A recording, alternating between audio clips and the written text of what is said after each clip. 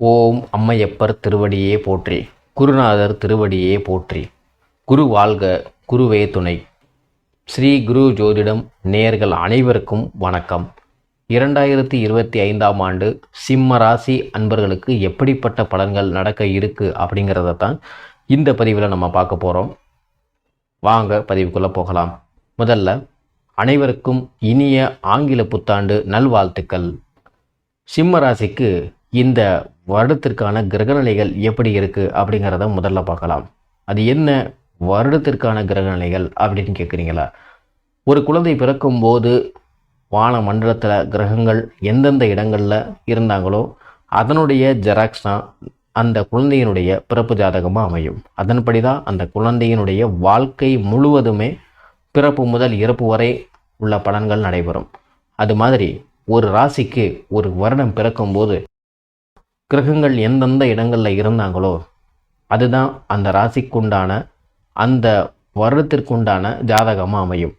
அந்த வகையில் சிம்ம ராசிக்கு இந்த வருடத்திற்குண்டான கிரகநிலைகளை முதல்ல பார்க்கலாம். உங்களுடைய ராசிக்கு 2ஆம் இடத்தில் கேது பகவானும், 4ஆம் இடத்தில் புதனும், 5ஆம் இடத்தில் உங்களுடைய ராசி அதிபதியாகிய சூரிய பகவான் சந்திரனோடும், 7ஆம் இடத்தில் சுக்கிரன் சனி ஆகிய கிரகங்களும், 8ஆம் இடத்தில் ராகு பகவானும், 10ஆம் இடத்தில் குரு பகவானும், 12ஆம் இடத்தில் செவ்வாய் பகவானும் இந்த வருடத்திற்கான உங்களுடைய ராசிக்கான கிரகநிலையாக அமைந்திருக்கிறார்கள். இந்த 2025ஆம் ஆண்டு சிம்ம ராசி அன்பர்களுக்கு மிக அற்புதமான ஒரு ஆண்டாக அமைய காத்திருக்கு அப்படின்னு சொன்னால் அது மிகையல்ல.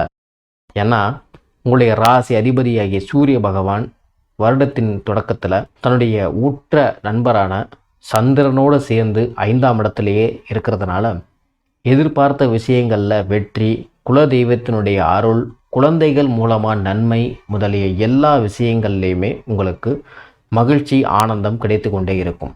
ஜோதிடத்தை பொறுத்தவரையில் 3 முக்கியமான கிரக பெயர்ச்சிகள் மக்களுடைய வாழ்க்கையிலும் அவர்களுடைய சூழ்நிலையிலும் மாற்றங்களையும் திருப்பங்களையும் ஏற்படுத்தக்கூடியதாக இருக்குது.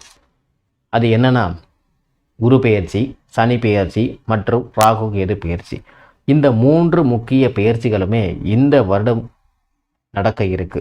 அந்த வகையில் சிம்மராசிக்கும் இந்த 3 கிரக பெயர்ச்சிகளாலேயும் மிக நன்மையான பலன்கள் அதிகமாக ஏற்பட காத்திருக்கு. கடந்த 2 வருடங்களாக கடுமையான சோதனைகளையும் மனவேதனைகளையும் சந்தித்து வந்த சிம்மராசி அன்பர்கள் இந்த வருடம் நிம்மதி பெருமூச்சு விடக்கூடிய வருடமாக அமையும். அதிலும் குறிப்பாக கடந்த 1.5 வருட காலமாக மன நிம்மதி இல்லாமலும், குடும்ப பிரச்சனைகளினாலும், பொருளாதார சூழ்நிலையினாலும், உடல்நல குறைபாடுகளினாலும், குறைந்தபட்சம் ஒரு வருமானத்திற்கான வழி குறைந்து கொண்டே போனதால், பொருளாதார ரீதியான பிரச்சனையினால் கூட நீங்கள் அதிகமான கடன் தொல்லையினாலையும் பாதிக்கப்பட்ட உங்களுக்கு இந்த வருடம் முழுமையான விடுதலை கிடைக்கும் அப்படின்னு சொன்னால் மிகையல்ல. ஏன்னா அந்த அளவிற்கு கிரகநிலைகள் இந்த வருடம் உங்களுக்கு சாதகமாகவே அமைஞ்சிருக்கு.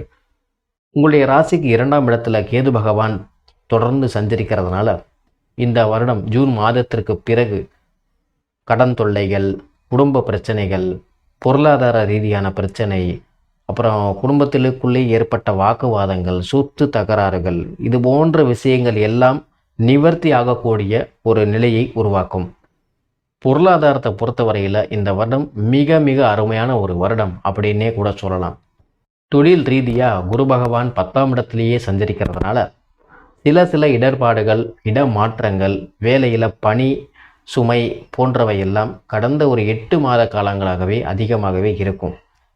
இந்த சூழ்நிலை இந்த வருடம் மார்ச் மாதத்திற்கு பிறகு முழுமையாக மாறிவிடும். நீங்கள் நினைத்த இடத்திற்கு நினைத்த வேலையில் உங்களால் சேர முடியும்.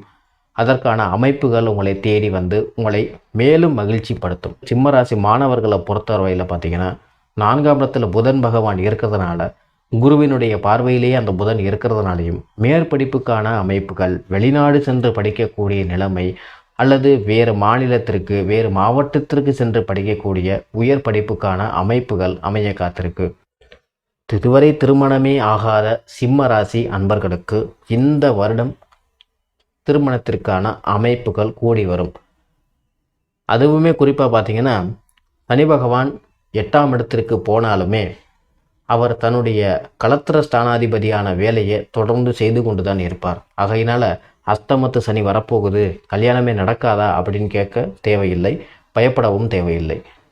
உங்களுடைய பிறப்பு ஜாதகப்படியும் உங்களுக்கான தசாபுத்திகள் முழுமையாக நல்ல நிலையில் இருக்கும்போது உங்களுடைய திருமணத்திற்கான அமைப்புகள் மிக சீக்கிரமாகவே இந்த வருட தொடக்கத்திலேயே அமைகிறதுக்கான வாய்ப்புகளும் உண்டு.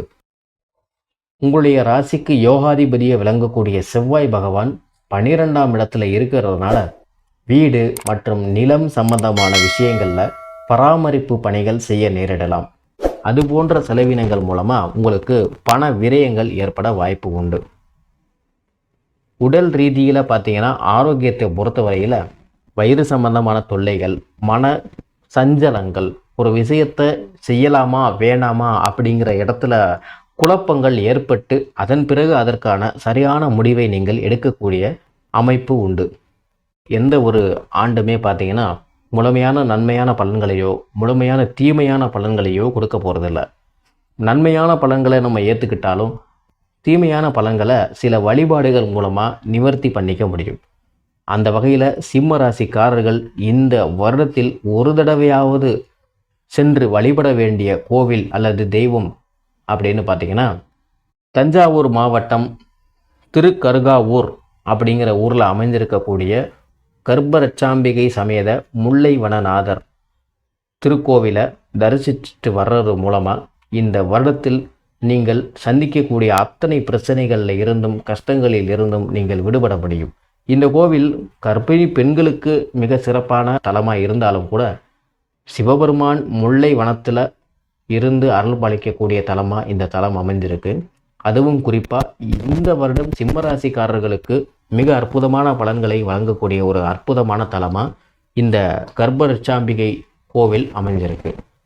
இந்த கோவிலுக்கு இந்த வருடத்தில் ஒரு தடவையாவது சிம்மராசிக்காரர்கள் போயிட்டு வரும்போது ஏற்படக்கூடிய மன கஷ்டங்களில் இருந்தும் உடல் ரீதியான துன்பங்களில் இருந்தும் கடன் சம்பந்தமான பிரச்சனைகளில் இருந்தும் முழுமையான விடுதலை பெற்று மகிழ்ச்சியும் ஆனந்தமும் உண்டாகும். உங்களுடைய பிறப்பு ஜாதகத்திற்கான பலன் பார்க்கணும்னு நினச்சிங்கன்னா ஸ்க்ரீனில் தெரியக்கூடிய நம்பருக்கு வாட்ஸ்அப் பண்ணுங்கள். எல்லாம் வல்ல இறைவன் எல்லோருக்கும் நல்லருள் புரியட்டும். நன்றி, வணக்கம்.